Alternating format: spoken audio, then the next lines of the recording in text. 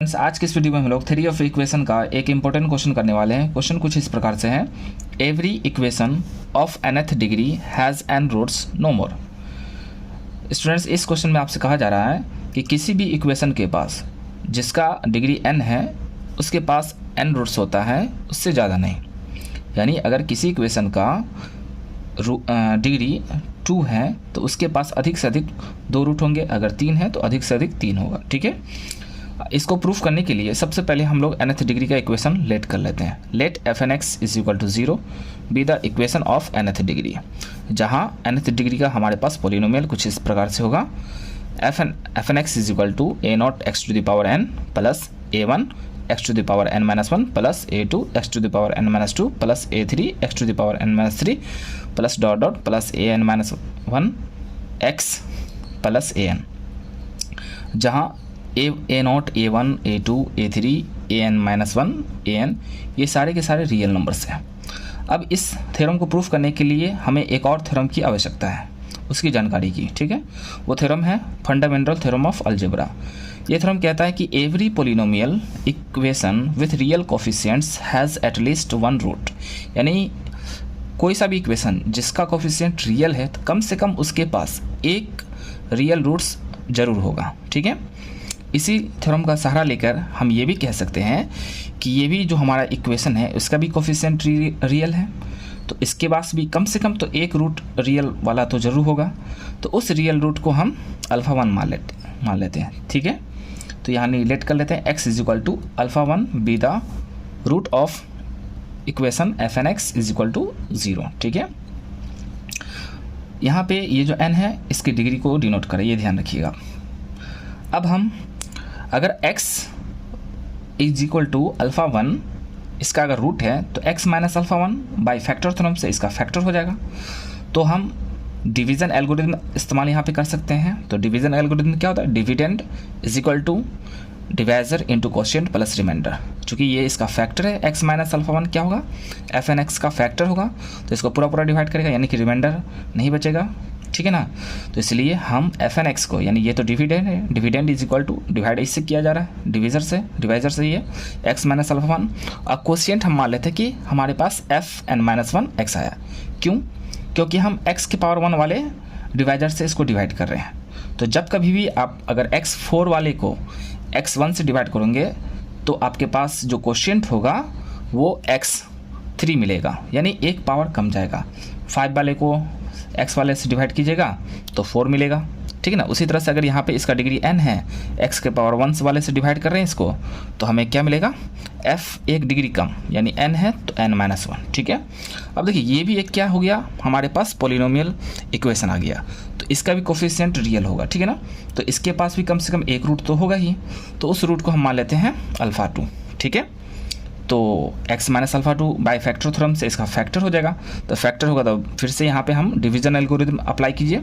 तो यहाँ पे डिविडेंड है आपके पास, इसमें डिवाइड किया जा रहा है fn माइनस 1 x में। ठीक है ना, डिवाइड कीजिएगा तो हमें मिलेगा dividend is equal to divisor into quotient, remainder तो 0 होगा क्योंकि फैक्टर है, इसलिए हम लिख सकते हैं fn minus 1 x is equal to x minus alpha 2 into fn minus 2 x। और यहाँ पे n माइनस 2 आने का यही रीज़न है, यहाँ पे x का पावर 1 है, यहाँ पर इससे डिवाइड कीजिएगा तो एक पावर इसका कम है, n माइनस 1 पावर का है तो एक पावर और कम कीजिए, यानी एक घटाइएगा तो n माइनस 2 मिलेगा। ठीक है, अब इसको इक्वेशन 3 मान लीजिए, इक्वेशन 2 और 3 से वर्क कीजिए।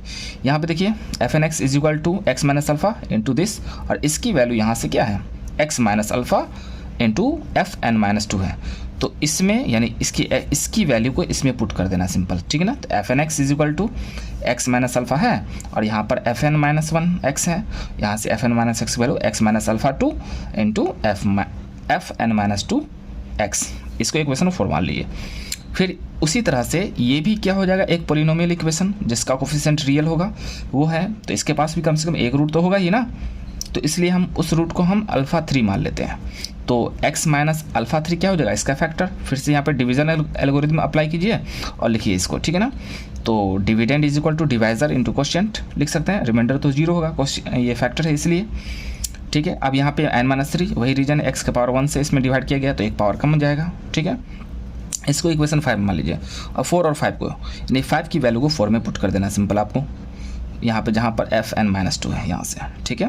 तो आपको मिलेगा x minus alpha f n x is equal to x minus alpha 1 into x minus alpha 2 और इसकी वैल्यू पुट कीजिएगा तो एक्स माइनस अल्फा 3 fn-3। अगर इस प्रोसेस को हम कंटिन्यू करें इसी तरह से आगे, इसी तरह से हम बढ़ते रहें तो हमें कुछ इस प्रकार से मिलेगा x minus alpha 1 x minus alpha 2 x minus alpha 3 dot dot x minus alpha 1 into fn-n of x। इस स्टेप को समझते हैं। अब देखिए जैसे यहाँ पे क्या है fn(x) इज इक्वल टू यहाँ पर x माइनस अल्फा 3 है, ठीक है। तीसरे स्टेप में देखिए 3 फैक्टर हैं यहाँ पे, ठीक है ना। इस प्रोसेस को हमने 3 बार किया है तो यहाँ पे फैक्टर हमारे पास क्या है x माइनस अल्फा 3, यहाँ तक 3 फैक्टर है। तो यहाँ पे अल्फा 3 है तो n-3 है, यहाँ पे समझिए। उसके बाद यहाँ पे अल्फा 2 है तो n-2 है, यानी यहाँ पे जो नंबर होता है वही n में से घटता है ना। तो उसी तरह से हम ये स्टेप n टाइम्स करना पड़ेगा ना, इसको n रूट से तो n टाइम्स में करने पर हमें ये मिलेगा। तो यहाँ पर लास्ट जो फैक्टर होगा वो x माइनस अल्फा n होगा, क्योंकि अगर यहाँ पे x माइनस अल्फा n है, यहाँ पे n है तो n-n होगा, क्योंकि यहाँ पे 3 था तो इसलिए n-3। यहाँ पे 2 है, सॉरी यहाँ पे 2 है तो n-2 है, ठीक है ना। उसी तरह से अगर यहाँ पे n है तो यहाँ पे n-n होगा, तो n-n क्या होगा 0। यानी यहाँ पे जो कोशिएंट बचेगा nth टाइम्स इस प्रोसेस को करने पर यहाँ पे जो कोशिएंट बचेगा उसका डिग्री 0। अब डिग्री 0 क्या दर्शाता है, किसी भी पोलिनोमियल का अगर डिग्री 0 है तो यानी कि वो कांस्टेंट है। जैसे 2 का डिग्री क्या है, तो 2 को हम लिख सकते हैं 2 इंटू 1 और 1 को x टू द पावर 0। तो अब हम कह सकते हैं कि 2 एक पोलिनोमियल है जिसका डिग्री 0 है। तो डिग्री 0 होना किसको डिनोट करता है, कांस्टेंट को, ठीक है। इसलिए हम कह सकते हैं कि f(x) क्या होगा, कांस्टेंट, क्योंकि उसकी डिग्री 0 है। अब इसके बाद आगे समझते हैं हम लोग इसको। अब हम कंपेयरिंग करेंगे 1 और 6 का। अब देखिए 1 क्या है, 1 ये ओरिजिनल इक्वेशन हमारे पास है, ये 1 है। अब देखिए इसमें x to the power n का कोफिशिएंट क्या है, a0 है, ठीक है। x to the power n का कोफिशिएंट a0 है। और यहाँ देखिए सॉरी इधर ही है, यहाँ देखिए f0x जो है इसको x कितने टाइम्स यहाँ से यहाँ तक जो फैक्टर है n फैक्टर है, तो अगर x को हम मल्टीप्लाई करेंगे तो x to the power n मिलेगा।